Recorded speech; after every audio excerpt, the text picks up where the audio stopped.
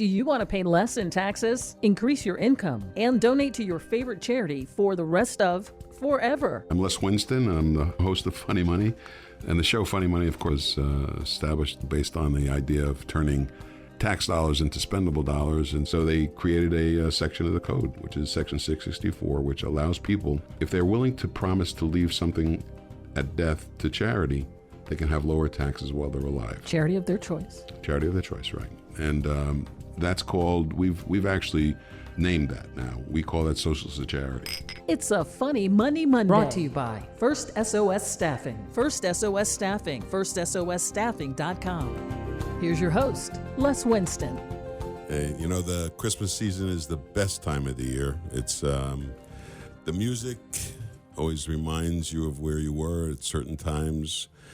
It's funny because when I was born, actually, I don't want to date myself, but my sang White Christmas to my mother for the first time she'd ever heard it. So every time I hear that song, it's pretty amazing to me. But anyway, there is new music, and it's a great new Christmas song. Now it comes to remind us this time each year, in all of his splendor, Saint Nicholas appears. There's children singing joy to the world as we start celebrating, our hearts fill with cheer. Merry Christmas, everybody, have a happy new year. It's the time of the season, the holidays are here, so make a New Year's resolution and say a prayer. Merry Christmas, everybody, have a happy new year.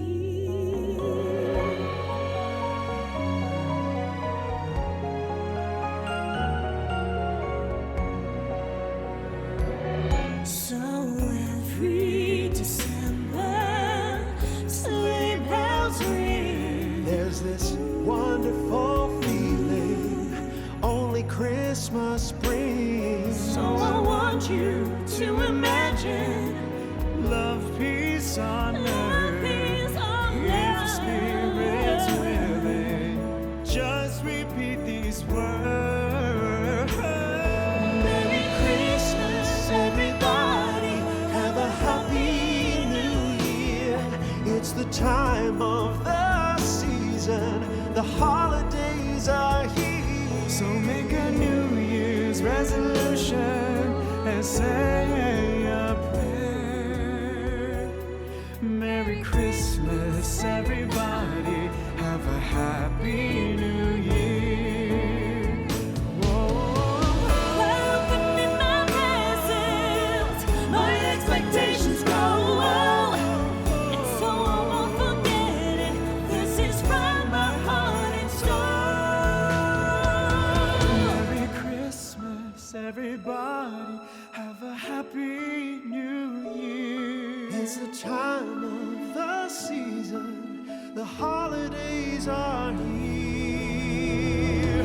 Merry Christmas, everybody. Have a happy new year. It's the time of the season. The holidays are here. So make a New Year's resolution and say a prayer. Merry Christmas. Merry Christmas. Merry Christmas. Merry Christmas. Have a happy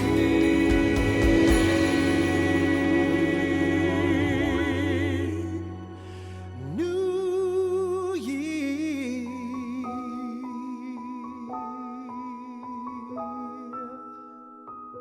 Whoa.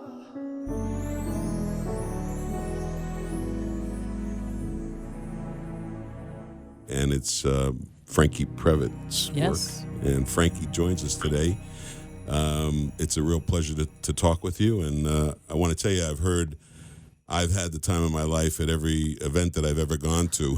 So it's a pleasure to meet somebody with the talent that you have. And I would love to understand how you come to write a new Christmas song. It's so special. Well, first of all, let me just say thank you for having me on the show, Les, and Wanda, which I've spoken with Wanda before in the past, and it's always good to talk to you again, Wanda. Hey, Frank. You're welcome. So, back in 1996, I've had some success with writing Time of My Life and Hungry Eyes, and Dirty Dancing kind of put me on the map as a songwriter more so than an artist, because I was in a band before that called Frankie and the Knockouts, who had hits in the 80s, Sweetheart and Without You.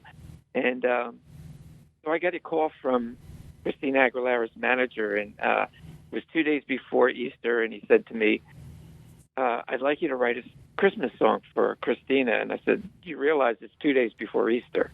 And he goes, yeah, but Get in the mood. I'm trying to get a jump on getting writers, to write songs for a Christmas song. Proactivity. So, yeah, that's the good news. The bad news is he didn't tell me he wanted an up-tempo song.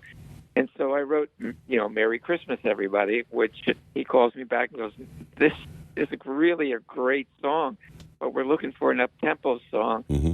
And sorry, we have to pass on it. So it sat in my drawer for many, many, many years. A few years ago, a friend of mine lives locally, John Bon Jovi, and he did like a benefit over at the Count Basie Theater to raise money for a charity that he put together called Lunch Break, and that's food for the homeless. Right. And so I had Lisa Sherman, who was in my show called The Unforgettables, sing it at the concert, and we did a little CD, and we sold some CDs at the concert, and, we raised a few dollars for the cause. Then it sat in my drawer again until Ken Franklin called me up and said, there's this group called Vivace, who's from Canada, and they're looking for a song. And I said, well, it's coming on to the holidays, and they have what I think is a really good Christmas song, and maybe they'd like to sing it. Now, they're a vocal group, and they also have a friend of theirs that's a very close friend called Mark Mazzarri, who is a Grammy-nominated, Juno-nominated vocalist. Mm-hmm. And so they heard the song and were like, we'd love to sing it. And they sent it off to their arranger, Roy Tan. Now, Roy sends me a track that sounds like David Foster sent me a track. I'm like, oh, my God, this is like unbelievable track. If they can sing as good as this track, we have a winner. And obviously, they did a really good job.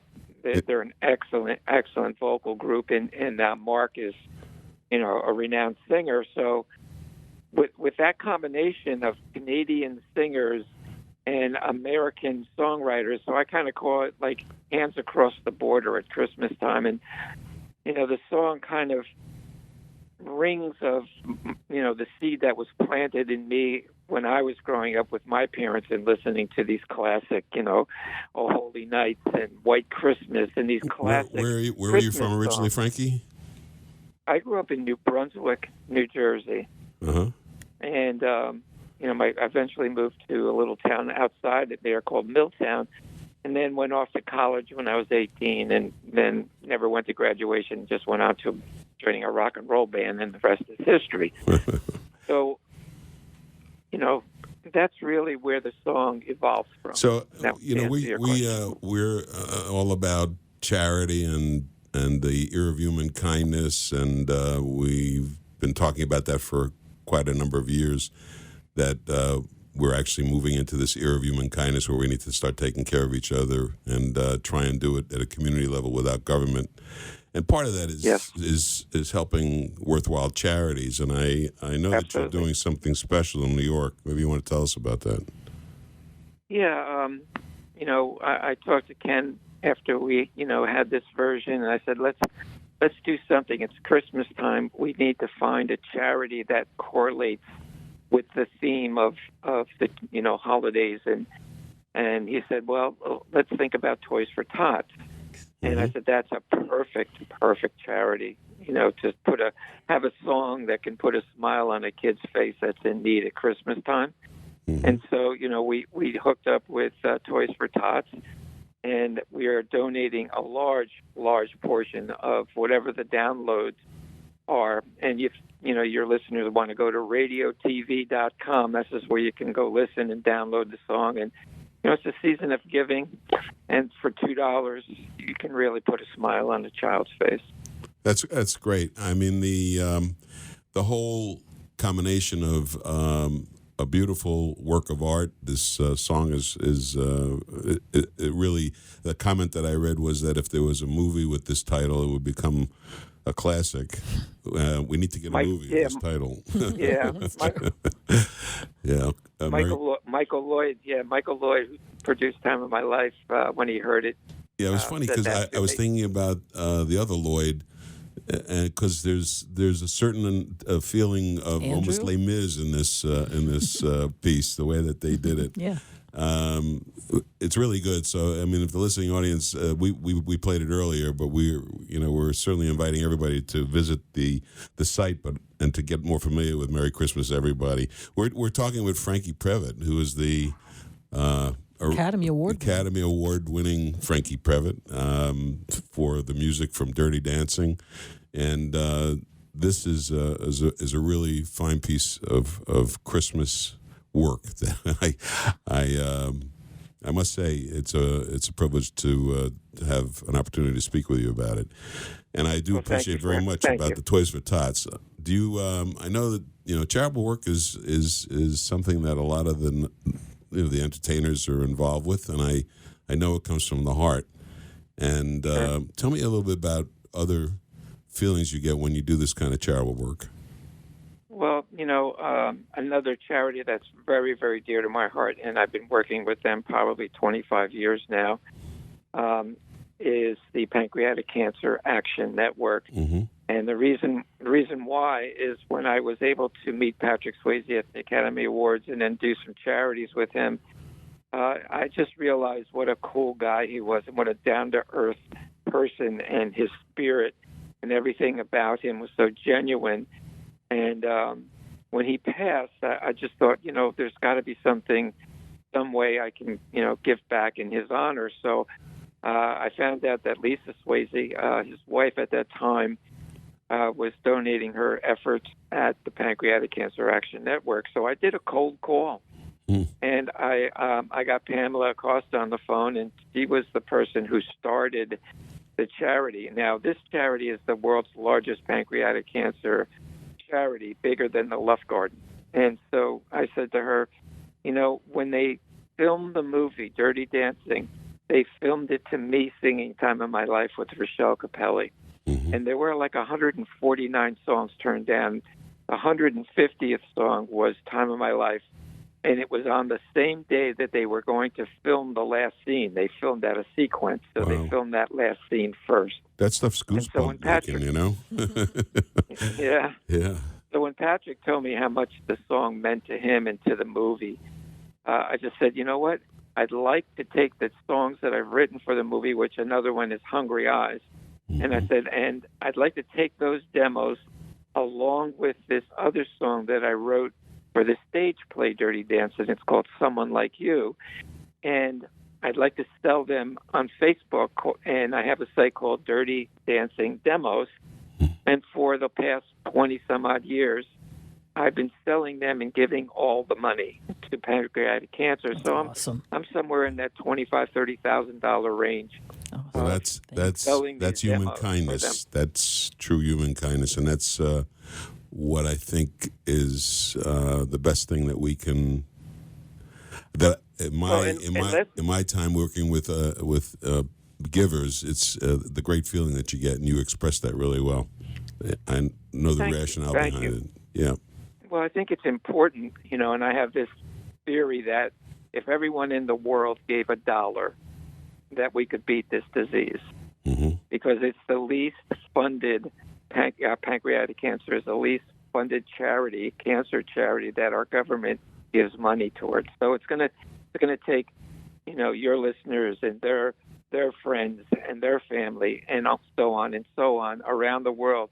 And so, this small little amount that I gave compared to, what they need is just, me trying to help them. That's it. Yeah. Well, one of the things that we that I'd love to give you more information on and give you extra knowledge about, which would be Social Secharity, that we've been working with for quite a while, as a way to build endowment for these organizations, so that they don't have to continuously raise money, but where they raise money for current use, but they also raise money for their future. And the idea is to create endowments so that the burden of the revenue stream, isn't so much in fundraising. A lot of these organizations spend a lot of time fundraising. They got to find new ways to do it. Yep. And of course, things that you do are greatly appreciated because it helps them tremendously, especially when the product is as good as what you have created. So tell me a little bit more, Frankie, about growing up in New Brunswick. What was your first experience with charity? My first experience is when I was about 10 years old. My dad was an opera singer, and so he had me singing all of these Italian songs, these songs I had no idea what the hell I was even singing, Be My Love, and, songs in Italian. Yeah. And he would have me perform at these charity events to raise money, and I would go out and, this little 10-year-old would go out and sing a couple of romantic Italian songs, the Mario Lanza type songs that, were happening back in the, 60s or whatever. And, so that's really my first experience of, giving at that point, and the feeling that, watching people react to me singing, helped water the seed. How did your dad explain that to you? Did you ask him if you were going to get paid? No, I didn't, because I'm just like listening to what my dad asked me to do, and I had sung before, but just for the family. My grandmother, she went, Franke, come on and sing, so. That's a great story. Little Frankie would sing some kind of song, and then my father realized that I had a voice, and he started putting me in these different charity events and to raise money. And so it was just, for me, it was fun. It was, I didn't even realize the magnitude of the support and the help that I was doing and giving, because I was enjoying just the adulation of being able to sing and have people clap. But it stayed with me. It stayed with me. Today, doing something about pancreatic cancer is really important. It's a really tough disease, tough situation. Really is. Yeah. It really, really, truly is. I mean, it's they call it the silent killer, because you don't know you have it until it's too late. Right. And so what they try to do is find the early detection of the disease, so you have a fighting chance, and that's what Pancreatic Cancer Action Network does.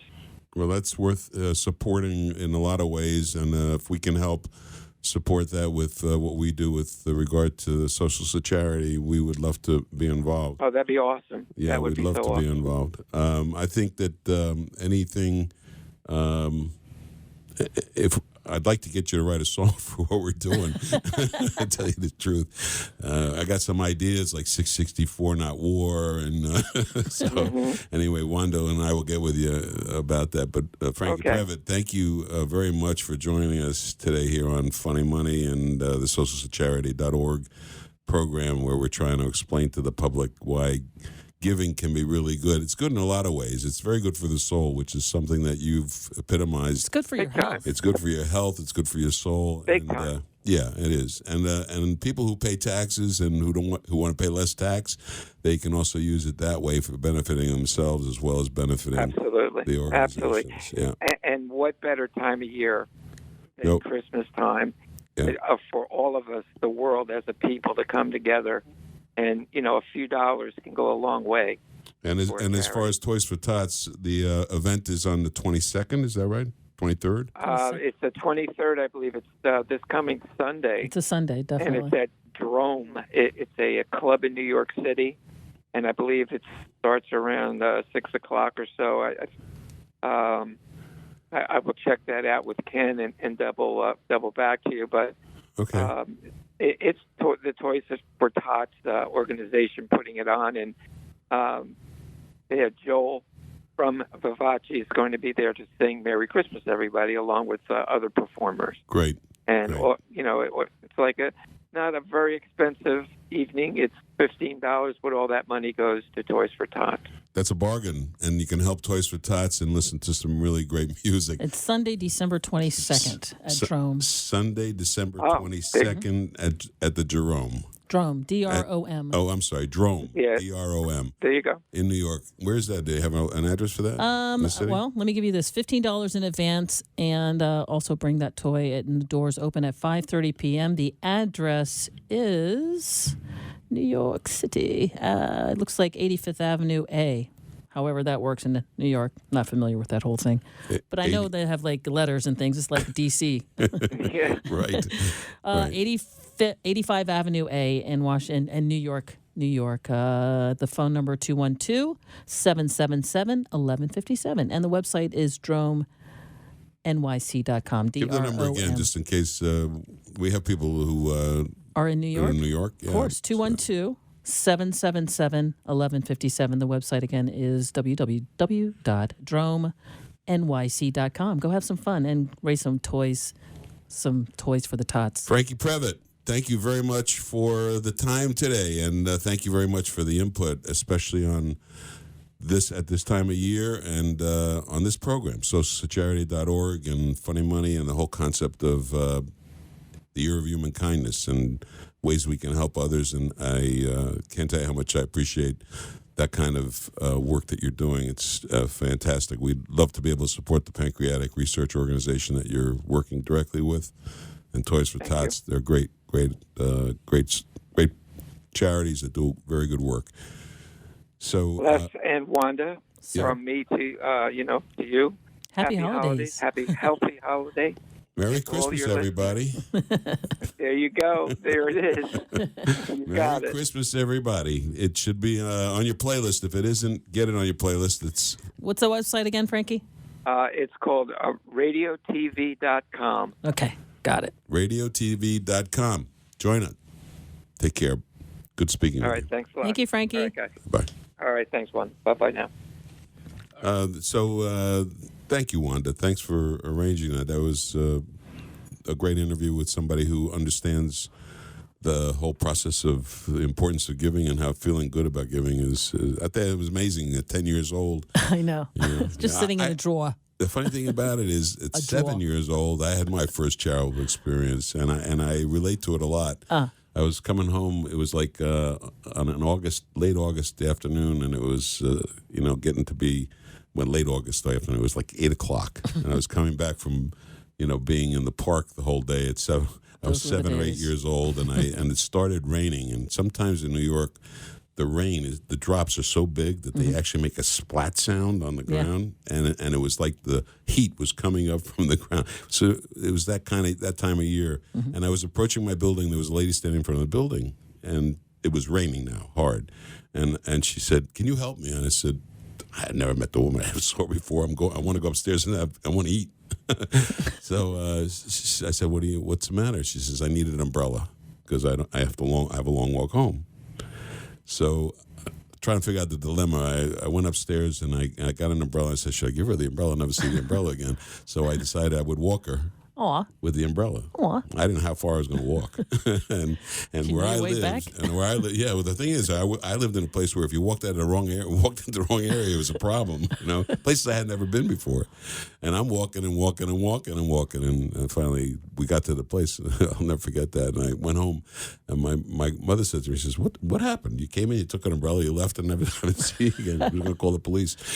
Anyway, that was my first experience doing something charitable. It was nice. Yeah. And it makes you feel great. It was a good feeling, and I never forgot it.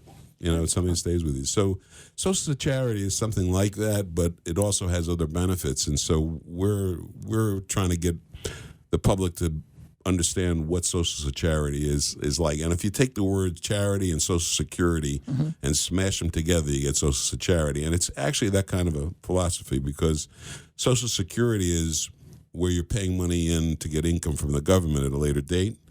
And Social Secharity can be the same thing, where you're paying money in and getting something getting income at a later date, or getting income now. But the thing about Social Secharity is instead of the income coming from government, the income comes from the charitable device that you use. And those charitable devices that we use in Social Secharity are the charitable gift annuity, the charitable remainder trust, and the pooled income fund. Those are the three devices that do pretty much the same thing. They provide income on a guaranteed basis because it's in a trust and it's part of a regulated by IRS. It's you have to file tax returns each year for each of these things. And then it also provides a tax deduction. And then at the end of the day, what is left goes to serve in your community. It's an opportunity to leave a legacy that you might not get otherwise. Yeah, and I don't think anybody should pass without leaving a legacy. I don't think so either. And if it's an easy way to leave the legacy by accumulating money, I think eventually Social Secharity can replace Social Security because it's kind of the same thing, same philosophy. You put money into this process and hope to get money out later on, except that with the charity side, you probably have a better chance than you have with Social Security. I can tell you that I speak to people that are young, and I say, you're going to get Social Security, and look at me. What's that? They even tell me the date. It's going to end 2032. I said, why are you putting money in? I don't have a choice. Yeah. So that's Social Secharity. Go to the website, socialsecharity.org, socialsecharity.org. So just take the social, and then instead of security, change the U to HA, and you got socialsecharity.org. It was a lot of information on there. Visit the website. You'll see a video of me making a fool of myself in the street and telling people about Social Secharity. So go there. And I want to thank Franke Previte again for a nice story about and a great interview. Super songwriter. Don't forget, Merry Christmas, everybody. Social Secharity. Find out more when you visit socialsecharity.org. Brought to you by First SOS Staffing. What will you do with your funny money?